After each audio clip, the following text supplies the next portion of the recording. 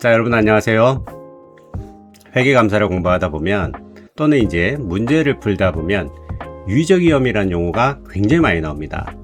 자, 근데 앞에서도 나오고 뒤에서도 나오니까 공부하다 보면 좀 헷갈립니다. 어떤 답을 써야 될지도 모르겠고요. 자, 그래서 이번 시간에는 유의적 위험을 완전히 정리해 보도록 하겠습니다. 자, 그럼 이제 기출 문제를 먼저 한번 살펴보겠습니다. 20년 기출 문제이고요. 아마 이 문제를 보신 분도 있을 겁니다. 매출액에 대한 감사 계획입니다. 일단 매출액이고요.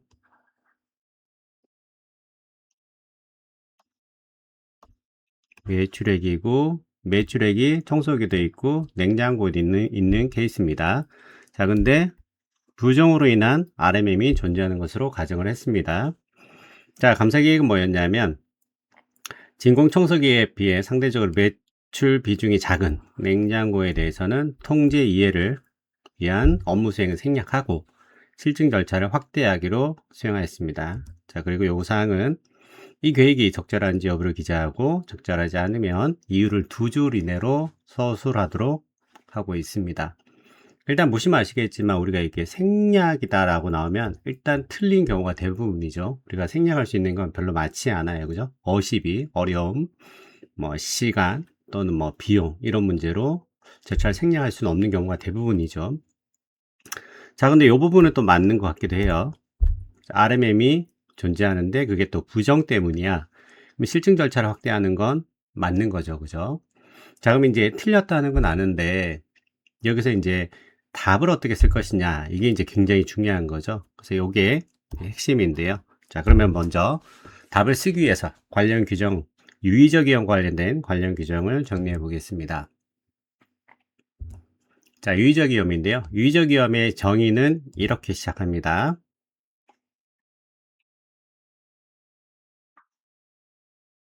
요게 이제 회계감사 기준 315호, 315호 기준서의 유의적 위험의 정의입니다.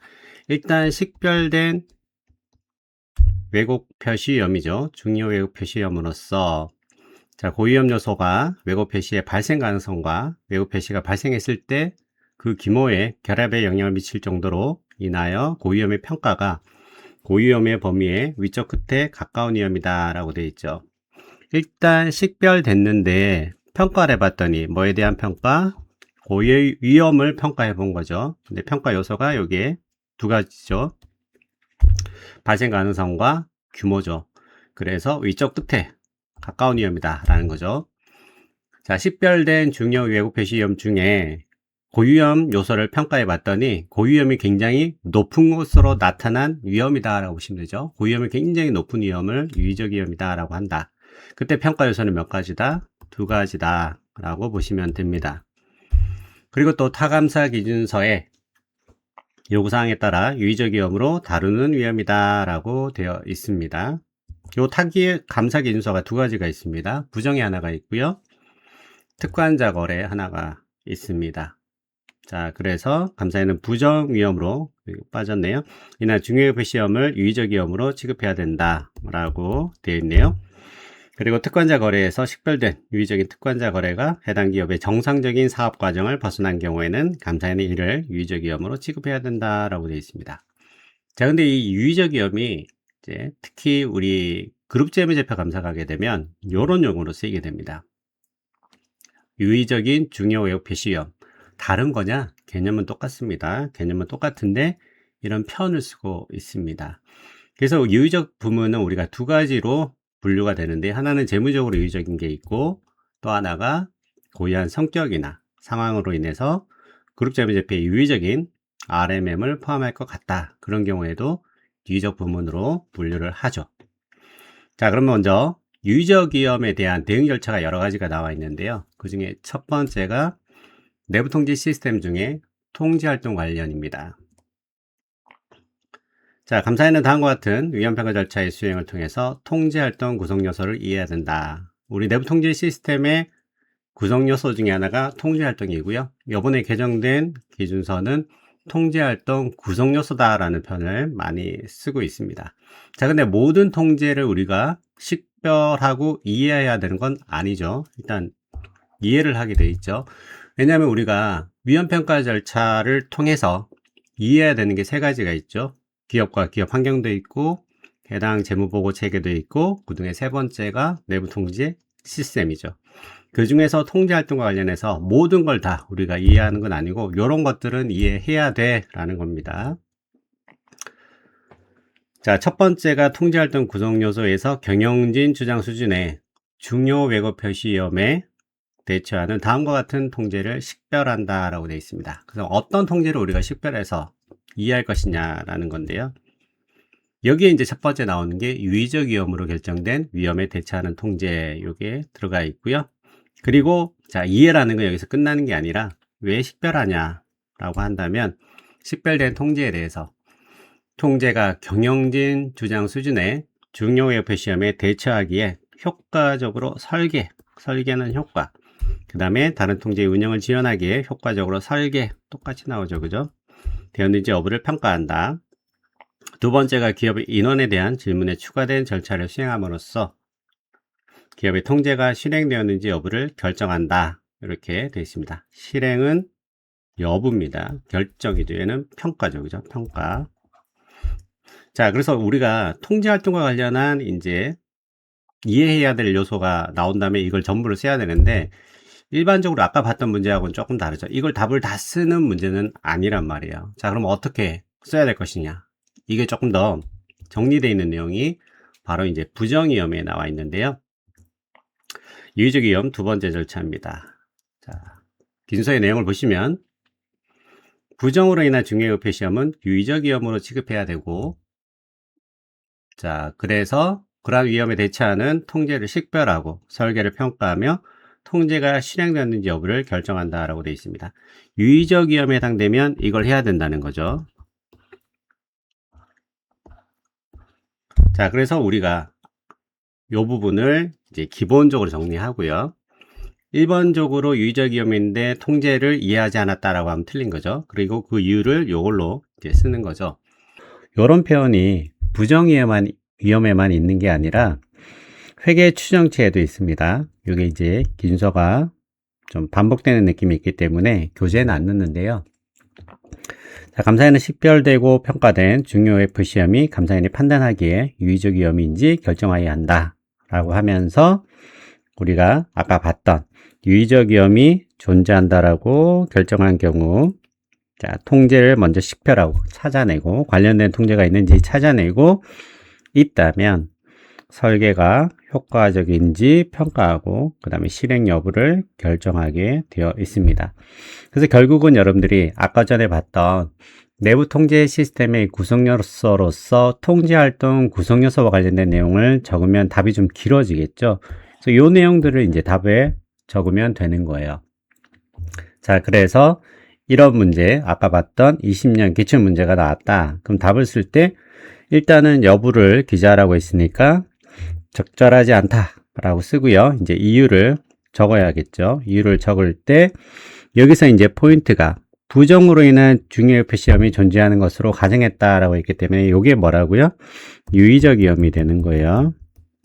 그래서 이 내용을 먼저 적고 그 다음에 이제 통제와 관련된 통제 이해가 결국 식별, 설계 효과성 평가, 실행 여부 결정 이렇게 답이 나와야 되고요. 근데 여기서는 이제 제가 기출 문제 분석과 답안 작성 연습 강의에서도 굉장히 강조했지만 이게 하나의 함정이에요. 함정. 그죠? 요건 맞잖아요. 그죠? 부정으로 인한 RMM이 존재했다. 어떻게 보면 RMM이 높다. 그럼 실증 절차를 확대해서 수행해야 되는 건 맞잖아요. 그죠? 자, 그래서 답을 쓸 때 실증 절차를 확대해서 수행했다 하더라도 이해는 생략할 수 없다는 게 포인트거든요. 그래서 이런 표현을 적어주는 게 굉장히 의미가 있습니다. 점수에 영향을 미칠 수가 있습니다. 자, 그래서 부정으로 인한 RMM은 유의적 위험으로 취급돼야 되기 때문에 그러한 위험에 대처하는 통제를 식별하고 설계를 평가하며 통제가 실행되었는지 여부를 결정해야 한다라고 되어 있죠. 물론 여기다가 이제 효과성이라는 말을 추가해줘도 좋고요. 이렇게 해서 우리가 답에 써야 되는 내용들 살펴봤고요. 자, 그다음 이제 세 번째 대응 절차인데요. 감사 접근 방법입니다. 이 표현들을 여러분들이 잘 알고 계실 텐데요. 자, 감사에는 경영진 주장 수준에 평가된 중요 F 시험이 유의적이라고 결정을 하면 해당 위험에 구체적으로 대응하는 실증 절차를 수행해야 된다라고 되어 있는데, 이 표현이 과연 뭐냐라는 건데, 이 표현이 바로 결국은 유의적 위험이에요. 유의적 위험이면, 그죠? 유의적 위험이면 실증 절차를 수행해야 된다는 겁니다. 다시 말해서 실증 절차는 생략할 수 없다라는 겁니다. 여기서 이제 하나 더 들어가죠. 유의적 위험에 대응하는 접근 방법이 실증 절차만으로 구성되어 있는 경우, 다시 말해서 얘는 지금 뭐를 안 하는 상황이다? 통제 테스트를 수행하지 않는 상황이라면 반드시 세부 테스트를 포함해야 된다라는 겁니다. 자, 근데 반대 해석을 하게 되면 유의적 위험일 경우로서 통제 테스트를 수행하는 경우라면 분석적인 절차만 갖고 감사를 끝낼 수도 있습니다. 그렇지만 이제 중요한 계정이라면 그렇게 하지 않고 보통 세부 테스트를 수행해야겠죠. 그런 전제가 좀 있습니다.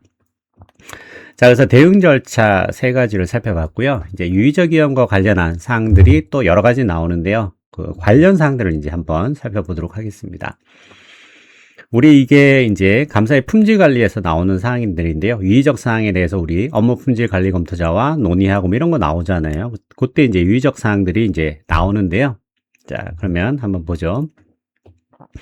유의적 사항이 얘는 다음과 같다라고 하면서 이제 몇 가지를 제시하고 있습니다. 몇 가지 제시하고 있죠. 거기서 이제 유의적 위험이 나옵니다. 유의적 위험이 나와요. 유의적 위험을 발생시키는 사항 이렇게 나오고 있습니다. 자, 그 다음에 두 번째 관련 사항인데요.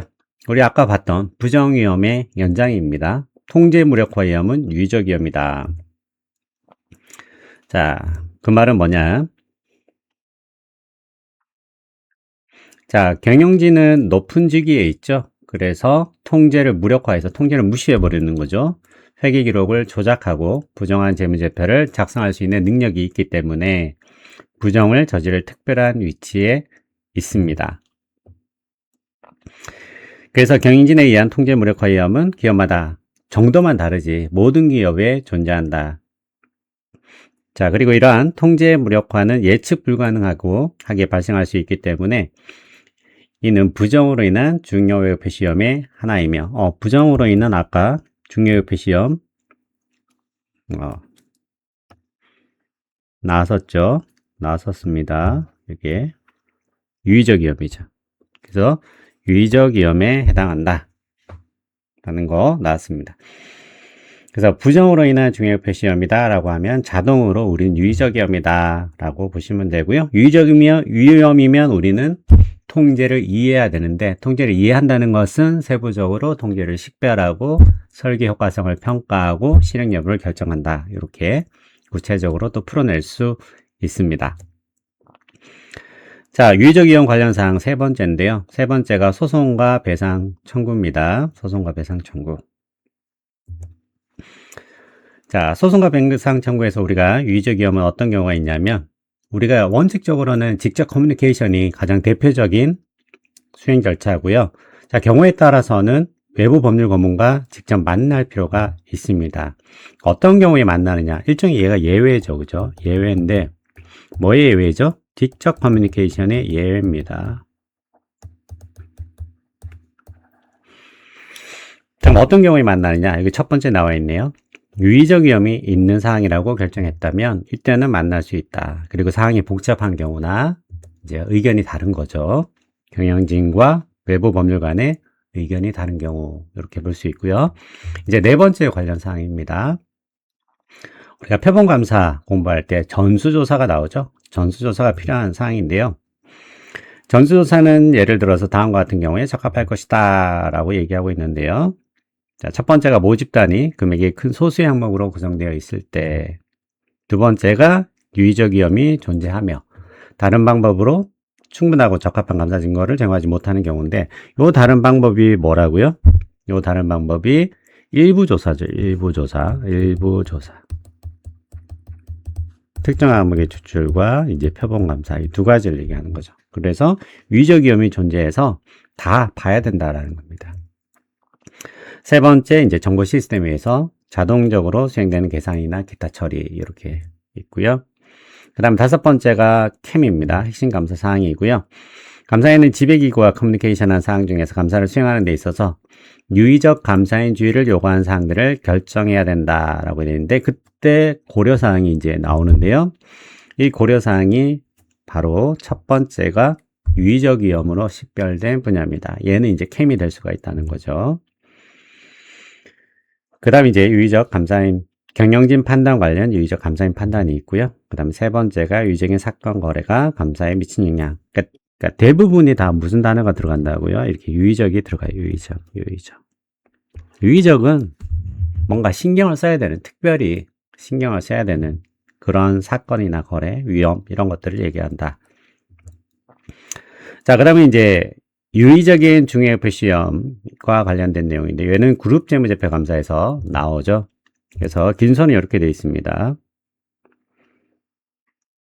자, 유의적인 중요회표 시험을 포함하고 있을 가능성이 있는 부분도 뭘로 할 수 있다? 유의적인 부분으로 식별할 수 있다라는 겁니다.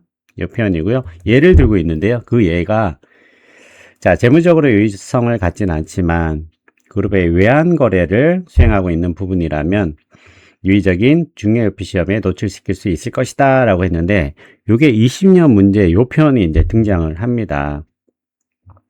국내 자회사 2는 개별적 재무적으로 유의적이지는 않으나 그룹 내 외환 거래를 담당하는 회사다. 이게 이제 그대로 여기서 문제를 만들어낸 거죠. 그래서 얘는 특별한 내용이 없어도 뭐를 얘기하는 것이다? 출제자가 유의적인 부문이다 라는 겁니다. 이렇게 나왔고요. 그 다음 두 번째, 이제 마지막으로 살펴볼 게 그룹 재무제표 감사에서 유의적인 중요회표 시험 관련 내용인데요. 자, 요게 이제 부문감사인과 관련된 감사 절차인데요. 부문감사인에 대해서는 위험평가에 대해서는 반드시 관여를 해야 되죠. 관여를 해야 되고요. 그때 관여 절차가 들어가 있죠. 자, 이렇게 세 가지가 있는데 여기에 유의적인 중요회표 시험에 대한 부문감사인의 문서화 내용, 주로 이제 조서겠죠. 조서를 검토한다. 여기에 또 중요한 유의적인 중요회표 시험이 들어가 있는 내용입니다. 자, 이렇게 해서 우리 이제 유의적 위험과 또 추가적으로 유의적인 중요회표 시험을 정리해 봤고요. 자, 이렇게 한꺼번에 정리하게 되면 어떤 문제가 나오더라도 대충 이제 어디서 나왔구나 라는 걸 예측할 수 있게 될 겁니다. 자, 수고하셨고요. 새로운 주제로 또 뵙도록 하겠습니다. 감사합니다.